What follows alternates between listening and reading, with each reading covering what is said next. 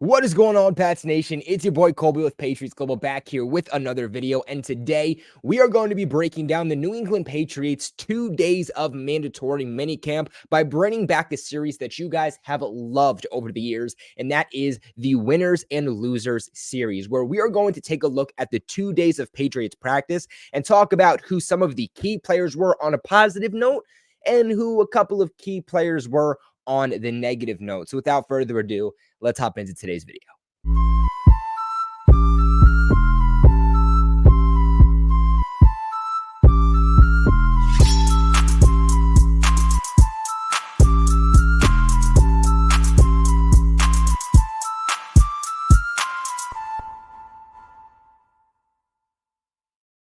Now, just a quick caveat, of course, before we start, is that the Patriots ended up not doing all 3 days of what was supposed to be that mandatory minicamp. They limited it down to 2 days, doing something that they've done in recent years with Bill Belichick, where they take 1 day of minicamp away and they do team bonding.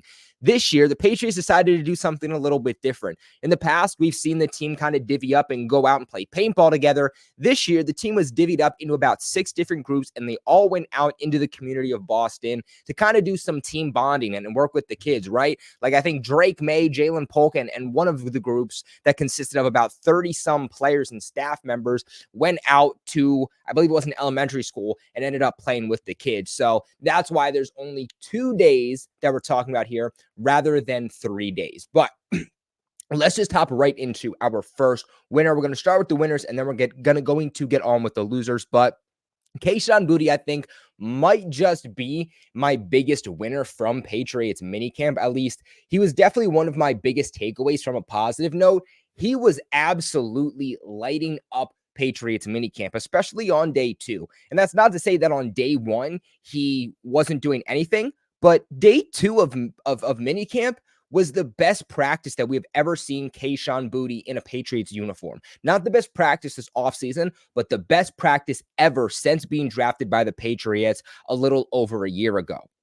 Now, day 1 of minicamp, he was able to pull in a touchdown pass from Bailey Zappi in 7-on-7s. Later on, had another touchdown from Drake Maye in 11-on-11s. Overall, it was a really good showing from him. You move on to day 2, and Kayshon Boutte had a really good 3-play stretch in the red zone where he went back-to-back touchdowns, both of them from Drake Maye.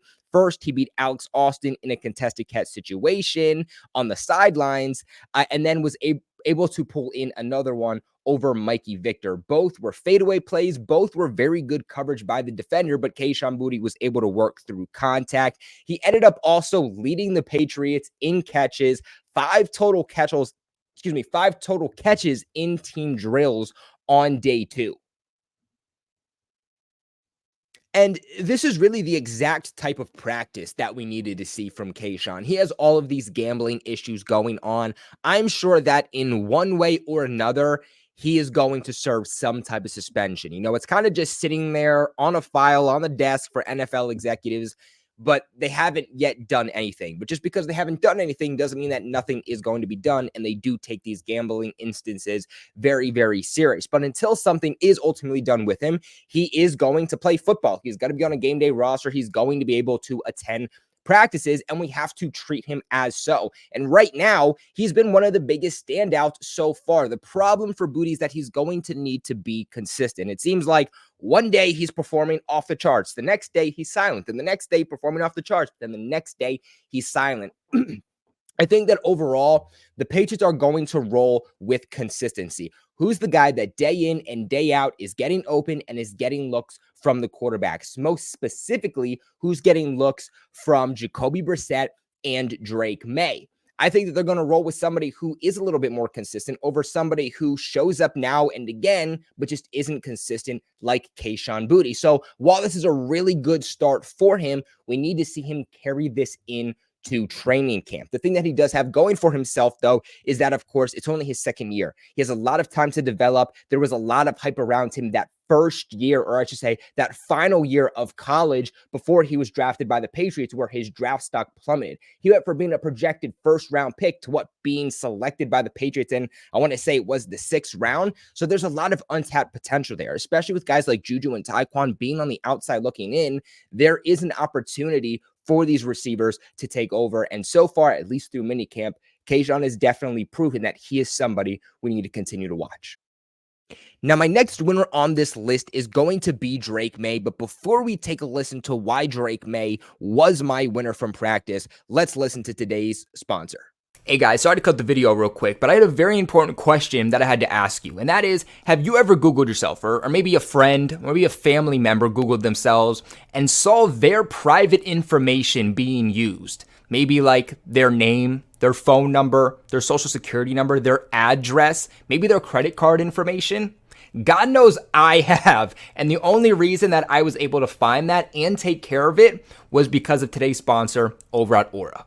So what Aura is an identity protection service, and what they do is they go ahead for you so you don't gotta do the hard work, and they scour the internet for any of your information being used illegally that you didn't want them to use. The other great part is that they'll monitor your credit. They'll see if your phone number is being used to robocallers, which if you don't know what those guys are, they're essentially the ones that call you about 5 times a day. Because little do you know, these data brokers are actually trying to sell your information to robocallers, to spammers who are trying to find out your own personal information, such as where you live. So what Aura will do is they'll essentially send you an email or notification saying that, hey, someone's trying to use your phone number. Someone's trying to access this information about you. Do you want us to delete it from the web? Fortunately, in today's society, a lot of threats that we all face on a day-to-day basis come online. And unfortunately, the scary part is that we can't always see it. Aura's going to come in, protect you, protect your family from threats that we can't see and we don't even know are coming. So hey, look, you guys can go right ahead and let people exploit your own private information, or you can go to the link in the description box below and pinned in the comment section below to go ahead and sign up for your 14-day free trial over at Aura. So guys, moving back here to Drake Maye, day 1 of minicamp, he came and he showed out. He had a day or two that was a little bit down in OTAs, but we were able to see him bounce back. In day 1 of minicamp, we saw at least what was described by the media as the best practice that we have seen from Drake Maye so far. In 11-on-11s from day 1 of minicamp, Drake Maye was able to go 12 for 16. In 7-on-7s, he was able to go 6 for 7. But not just that, he was able to officially solidify himself as QB2 behind Jacoby Brissett. And you might be saying, well, I mean, it was just Bailey Zappi. It was just Joe Milton. But at the end of the day, these were reps that he had to earn. He started OTAs as the 3rd quarterback. He had to prove and show Jerod Mayo and Alex Van Pelt that he deserved those QB2 reps, and he was officially able to take those over. Not just that, but in 11-on-11s for day 2 of minicamp, Drake Maye and Jacoby Brissett were the only ones getting 11-on-11 reps. It wasn't Bailey Zappi. It wasn't Joe Milton. But to get a little bit more into the specifics, Drake Maye on day 1 of OTAs threw a dot to rookie tight end Jaheim Bell in 7-on-7s for a touchdown. It was right down the seam, great anticipation, showing exactly what we knew of Drake Maye, both coming into the draft and coming out of the draft when the Patriots did select him. Overall, throughout minicamp on day 1, he was in command, he was accurate, made a ton of different throws, really all the NFL throws that a quarterback is going to need to make. You just want to see him push the ball down the field a little bit more, but at the end of the day, throughout minicamp and really throughout these practices so far, the Patriots hadn't really been pushing the ball down the field all too much. Not to mention that also on day 1 of minicamp, Drake Maye had a stretch where he went 3 for 3 with 3 touchdowns during a 7-on-7 period. It was described that Drake Maye does look better in 7-on-7s versus 11-on-11s. Now, he doesn't look bad in 11-on-11s, but that's where we're seeing him get rushed a little bit. That's where these mental mistakes are coming in, and these interceptions, when he does throw them, are coming in because that's when the defensive line is being introduced. That's when the offensive line is being introduced, and we know that there's been a lot of struggles and different combinations with the Patriots O-line so far. Now, moving on to day 2 of minicamp, he wasn't as locked in. We did see a little bit more of a poor day from Drake Maye, but from what was described by the media, all of the quarterbacks did not look good on day 2. In fact, the offense in general did not look good on day 2. So how much of that is on Drake Maye? How much of that was just the offense in general? On day 2, Drake Maye in 11-on-11s was 7 for 12 with an interception, and then 7-on-7s, he was 2 for 4. That bad touchdown, or excuse me, not bad touchdown, but bad interception he had in those 11-on-11 drills, he threw late over the middle of the field to Juju Smith-Schuster, ended up getting picked off. I was a little bit hesitant to put Drake Maye as a winner on this list just because on day 2, again, it was a little bit more of a poor performance, but just based off of the sequence that we did see on day 1, just how well he performed, the fact that he has proven time after time to truly be a leader, which is really the exact opposite from what we got from somebody like Mac Jones. Again, he solidified himself as QB2. I think that he had to put him as a winner. Now, moving on to my next winner, we are going to have rookie second-round pick JaLynn Polk. And man, how good does it feel to be able to say that during mandatory minicamp? Again, this isn't training camp, this isn't regular season, so I'll put that caveat on there. But how good does it feel to be able to say that 2 young, developing wide receivers are winners for the New England Patriots in practice? That's what you love to hear, especially with one of them being a rookie. But yes, JaLynn Polk was a winner throughout the 2 days of minicamp. Throughout those 2 days, he put up a total of 4 touchdowns. 4 touchdowns throughout 2 days. Between him and Kayshon Boutte, those 2 wide receivers alone throughout the 2 days of minicamp were able to put up 8 total touchdowns together. If that doesn't scream potential future, I don't know what does. But getting into the specifics a little bit here, he had a pair of touchdowns in 7-on-7s on day 1. One of those coming from Drake Maye, another one coming from Bailey Zappi. Overall, he was involved quite a bit, and it was his best practice overall. Moving on to day 2, he made a fully extended touchdown catch over Mikey Victor on a throw from Drake Maye. Really good throw, really good catch. Not to mention that on day 2, he also had a touchdown reception from Jacoby Brissett over Kyle Duggar on a stick route. So not only is he getting these looks from Drake Maye, who obviously is the future of this franchise, who expect him to take over at some point this upcoming season, but he's also getting these looks from Jacoby Brissett, who you expect to start for the Patriots at least week 1. And I will say, JaLynn Polk did start off OTAs pretty quiet. He wasn't doing too much, but at the end of the day, that does make a lot of sense. In these types of practices, the types of receivers like a Tyquan Thornton or a Jalen Reagor, those are the types of guys who stand out, right? There's no pads on. There's no real contact. Those speedsters are the ones that stand out.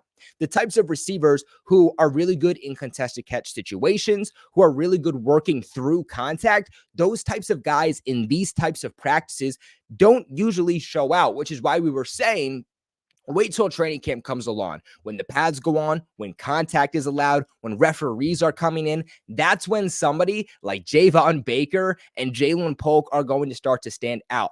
But the fact that before those practices even came, JaLynn Polk started to wrap up, I am super, super excited to see what his practices are going to look like when the practices that fit his style of play.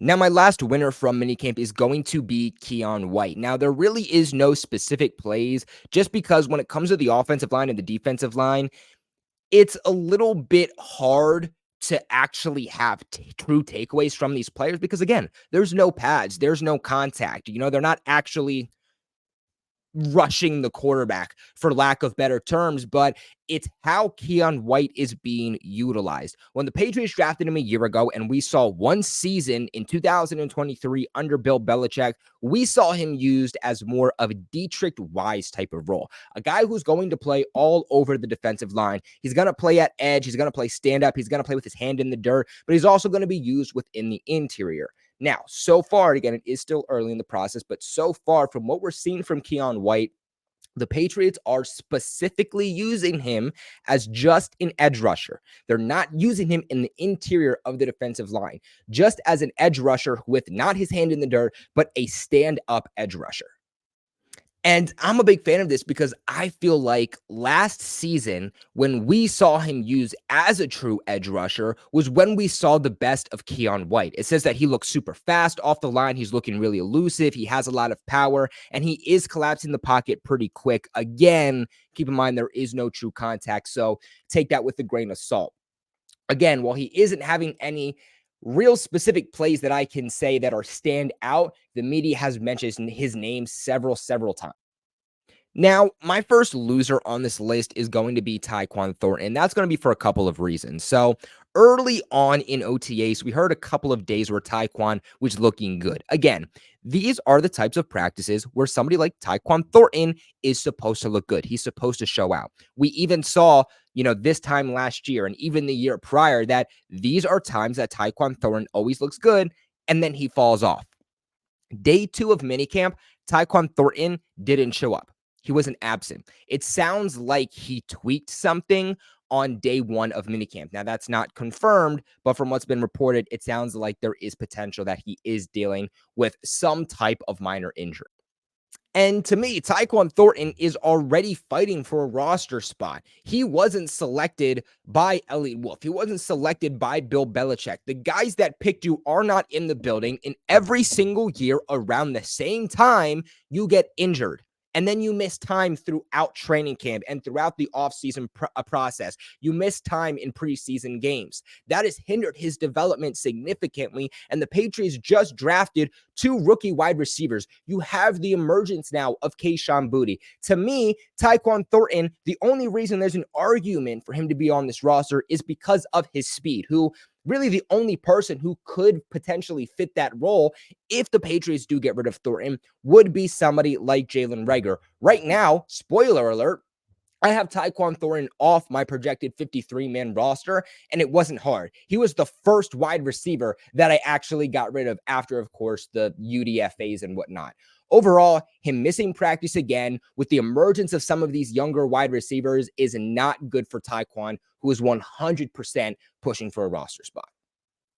Now, my next loser on this list is going to be defensive tackle Davon Godchaux. Now, again, it's not that he's looking bad in practice, but he showed up, right? He didn't show up to optional OTAs. He showed up to mandatory minicamp, but he was a limited participant. And from what was being said, it was basically, for the most part, him on the sidelines, just kind of standing around with his helmet, not really doing much in team drills. What this shows me is that he is holding in. He is essentially doing exactly what Matthew Judon did a year ago at this time when he was not happy with his contract.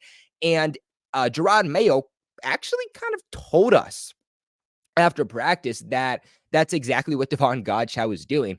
Now, Mayo even went as far as to say that Davon Godchaux is, said, and I quote, "We want him here. He's one of our best players."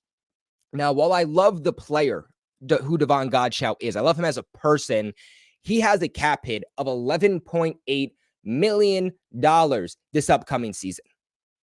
He was one of PFF's worst graded interior defensive linemen in the entire league. From a run-stopping perspective, from a pass rush perspective, he was one of the worst defensive tackles in the entire league. And we know that his style of play is not putting up high statistics and good statistics. So why he's holding in practice for a new contract, I'm not 100% sure. From what I've seen, especially last season, which was the worst year he's had in the NFL so far, why are you holding in practice to try to get a new contract? You do not deserve more money, nor do you deserve a contract extension right now. The only thing that Godchaux kind of has going for himself within this hold-in is the fact that he's the only true nose tackle that the Patriots have. And if that's the style of defense they want to play, based off of what they played last year, they are going to need him. Thing is, if they are looking for just a big body interior defensive lineman that is going to plug holes, then trade a 5th, 6th, 7th round pick for the largest defensive tackle you can possibly find and cut ties with Davon Godchaux. I like the idea of the Patriots giving out these extensions, especially early on, to players that deserve them. Christian Barmore, they're working on with Ramondre Stevenson.